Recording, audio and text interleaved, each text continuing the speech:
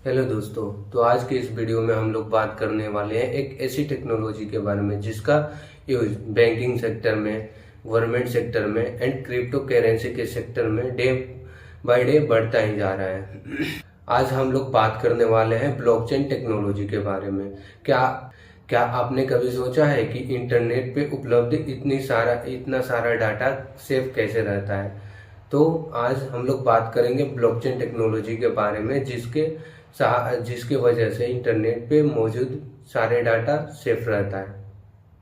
सबसे पहले blockchain technology है क्या, ब्लॉकचेन टेक्नोलॉजी का यूज क्या है, ब्लॉकचेन टेक्नोलॉजी काम कैसे करता है, ब्लॉकचेन टेक्नोलॉजी का फ्यूचर क्या है एंड ब्लॉकचेन टेक्नोलॉजी का पास्ट क्या था, इन सभी चीज़ों के बारे में आज हम लोग जानेंगे। सबसे पहले हम लोग जानते हैं कि ब्लॉकचेन टेक्नोलॉजी है क्या।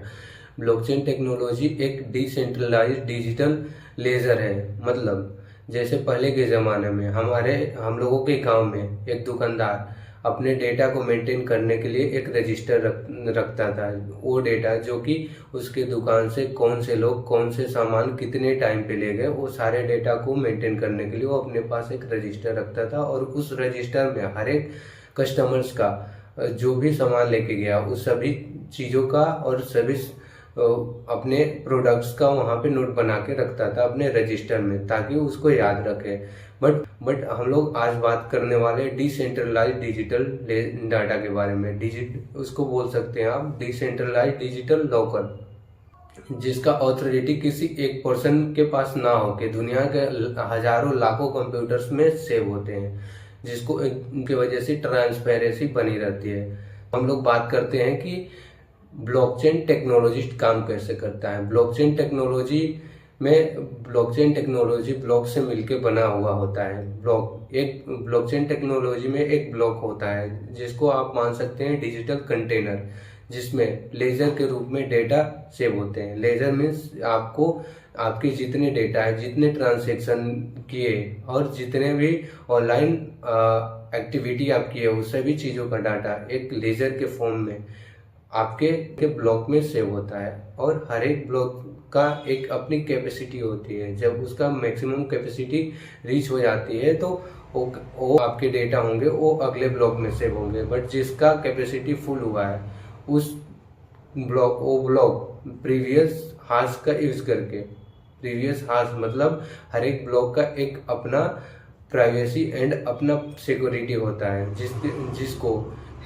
जिसको इसलिए बनाया जाता है ताकि हैकर एंड स्कैमर उसको हैक ना कर सके और डिलीट ना कर सके और चेंज ना कर सके। इसीलिए हर एक ब्लॉक का एक अपना सिक्योरिटी होता है और वो सिक्योरिटी उस ब्लॉक को सेफ रखता है। और एक ब्लॉक में होता है data hash and previous hash, तो वो स्टोरेज रिच कर जाता है तो वो ब्लॉक प्रीवियस हैश का उपयोग करके अपने पिछले ब्लॉक से जाके जुड़ जाता है, कंबाइन हो जाता है और ऐसे ही बनता है एक ब्लॉकचेन टेक्नोलॉजी। कहते हैं ब्लॉकचेन टेक्नोलॉजी का यूज कहाँ। ब्लॉकचेन टेक्नोलॉजी एक ऐसी टेक्नोलॉजी है जिसको एडिट करना, डिलीट करना एंड हैक एंड स्कैम करना लगभग इम्पॉसिबल है।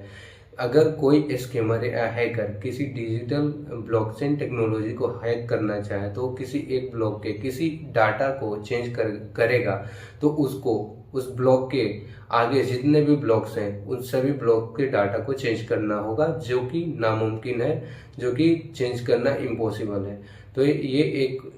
तो इसको बोल सकते हैं कि एक डिजिटल डिसेंट्रलाइज लेजर है, मतलब लॉकर बोल सकते हैं आप। उस रूप में ये काम करता है जो कि ट्रांसपेरेंट होता है। जितने भी पब्लिक है, जितने भी लोग हैं वो उसके डाटा को देख सकते हैं बट उसको चेंज नहीं कर सकते।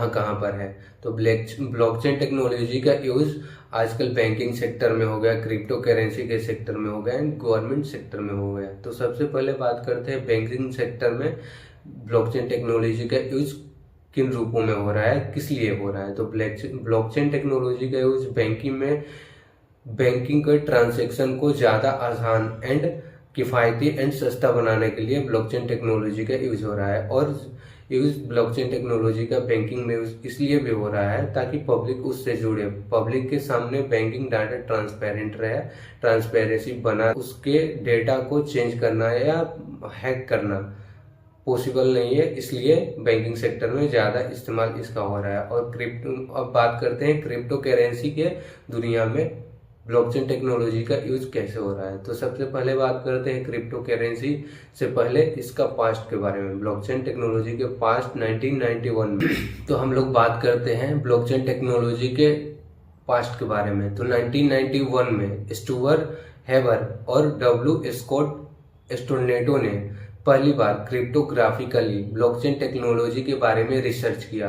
बट ब्लॉकचेन टेक्नोलॉजी का यूज करके जब 2009 में बिटकॉइन को लॉन्च किया गया, तो वो ब्लॉकचेन टेक्नोलॉजी के हेल्प से ही लॉन्च किया गया, ताकि इसके डाटा, जो बिटकॉइन के डाटा है, वो बिटकॉइन के हर एक डेटा को हर एक लोग देख सके एंड ये सेफ एंड सिक्योर भी रहे। अब बात करते हैं ब्लॉकचेन टेक्नोलॉजी का यूज गवर्नमेंट किस रूप में कर रही है। तो गवर्नमेंट आजकल, Indian government Andhra Pradesh and Telangana के लैंड के डेटा को मेंटेन करने के लिए कर रही है, ताकि वहाँ के पब्लिक के साथ, वहाँ के किसानों के साथ कोई धोखाधड़ी ना हो सके। इसलिए वहाँ की गवर्नमेंट ब्लॉकचेन टेक्नोलॉजी की यूज कर रही है। स्टेट्स की गवर्नमेंट अपने एजुकेशन फील्ड में भी ब्लॉकचेन टेक्नोलॉजी का यूज कर रही है, ताकि फर्जी सर्टिफिकेट एंड डिग्रीज ना बनाया जाए। इसलिए अब बात करते हैं ब्लॉकचेन टेक्नोलॉजी के फ्यूचर के बारे में। तो ब्लॉकचेन टेक्नोलॉजी का फ्यूचर ये है कि ब्लॉकचेन की टेक्नोलॉजी आने वाले समय में हर एक फील्ड में यूज होने वाला है। एजुकेशन फील्ड में, हॉस्पिटल फील्ड में, पब्लिक, जिससे कि पब्लिक अवेयर रहे, जिससे कि पब्लिक में चाहते हैं कि हमारे जो भी ट्रांजैक्शन हुए या जो भी एक्टिविटीज ऑनलाइन हुई है, मैं उसको देख सकूं। इसलिए ब्लॉकचेन टेक्नोलॉजी को यूज किया जाएगा हर एक फील्ड में। चीज ये है कि ब्लॉकचेन टेक्नोलॉजी में कोई धोखाधड़ी, स्कैम एंड हैक करना नेक्स्ट टू इम्पॉसिबल है।